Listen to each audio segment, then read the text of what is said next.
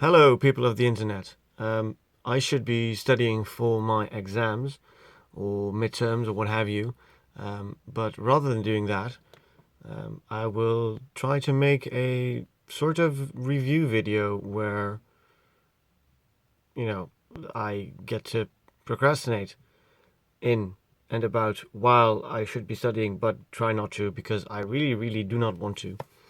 So, Um, it is currently like fall holidays, so I have like a week off from school, which is all fine and dandy. But then I suppose I'm supposed to do like a lot of studying things, and so I've been doing that, and it's Wednesday now, and I've had like 5 days of. Is it Wednesday? Is it Thursday? Doesn't matter. But I don't want to anymore. So I decided to make this video to maybe I don't know, do something. So let's just get to it, I suppose. Um, yeah, so what you're looking at is the Victorinox Floral knife.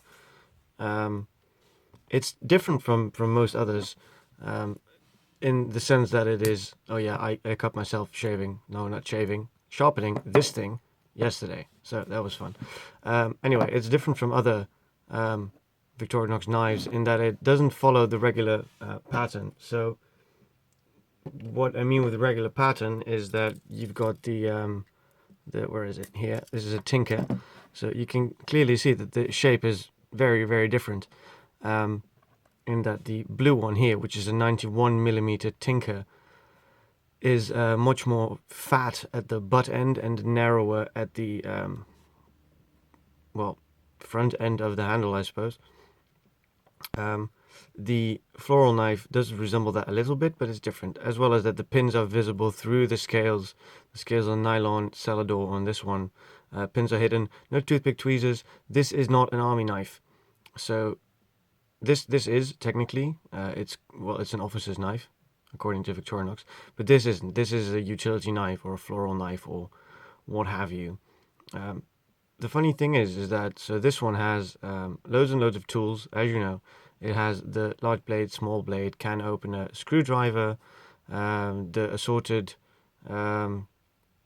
drivers and other implements on the other tools, as well as toothpicks, tweezers, and so on. Now, this one is the classic penknife or drop point or shape or whatever, polished to your liking. It's awesome, it's great. And the blade is what they call crinked. See if we can show you that.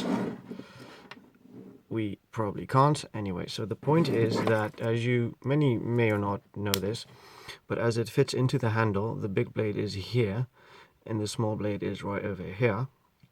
They fall into the same layer, meaning that they have to make room for each other, especially the big one, because the big one is, roomier than it needs more room. So it is basically it slides off to this side. So rather than being straight like this, it goes like that. So it can make room for the little blade that goes in here. See? So that makes sense so far. So then I thought, okay, well that's fine. What if you've got only one blade, one knife, implement, sharp, edgy thingy, pointy stuff in the thing? So you've got that here, yes. So then, well, if you close it then, by the way, this has the best snap ever. It is super snappy, even more snappy than the Alox ones. It's insane. It has a very large spring. It is 100 millimeters, so 10 centimeters or 4 inches. For you non-normal people who use inches and shit. Anyway, so the blade is not crinks. As you can see, it is only one thing. There's no room for anything else. But here's where it gets interesting. So you can clearly see that it is ground, flat, sheep's foot, and you can see that it is, obviously, it has sort of a ricasso here, as far as you can call that a ricasso.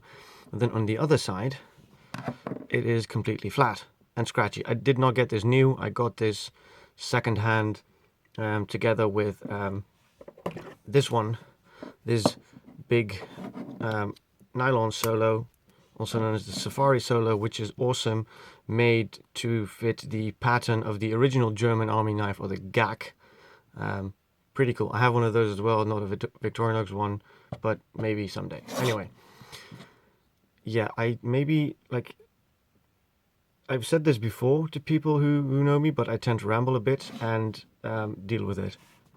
Anyway, so it is completely flat ground on this side, meaning that the little shine here is not a secondary bevel. It is completely flat on this side, meaning only sharpened on this side, meaning it is a chisel grind.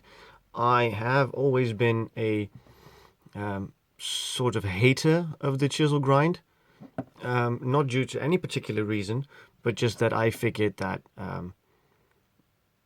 it makes no sense, because you have a blade that doesn't cut straight. It cuts at because a normal with like a V grind, like this one has bevels on both sides, it would just cut straight, and then this one would then cut either this way or that way, because it will favor one side due to resistance and all that kind of bollocks. But it does a little, but what it does mostly is just slice so damn well. It slices better than anything I've ever handled. Even like the very thin. I've carried this a lot. This is the smaller brother to this one. This is the 84mm Tinker. This has a super thin blade. Well, not super thin, but very thin.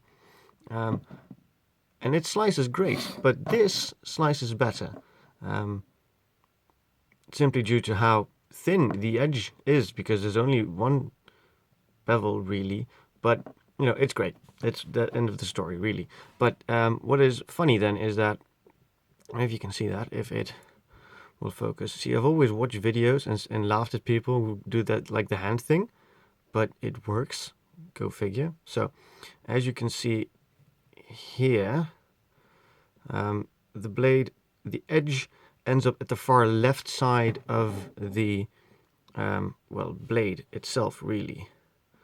Don't know if that comes in right. Anyway, trust me on that, it does.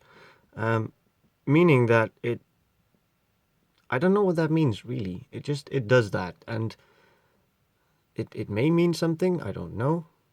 It's a thing. Draw your own conclusions. Anyway, the point was that it is awesome. It really is. It's cheap as well. It sells for about $15 or euros, I think. It's pretty much the same thing.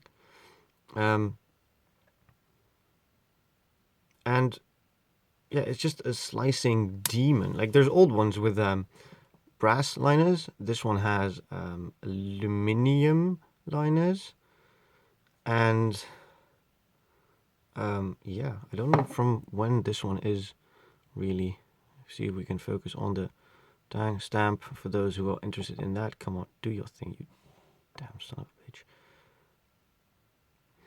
Anyway, it says Victorinox Swiss-made stainless on the tang stamp. The other side says nothing. That is it for all the information that is on there. Yeah, this thing is sharp as well, it's sharp. It's really very sharp. And yeah, I think I have been successful in procrastinating a bit, just a little, maybe. Anyway, thanks for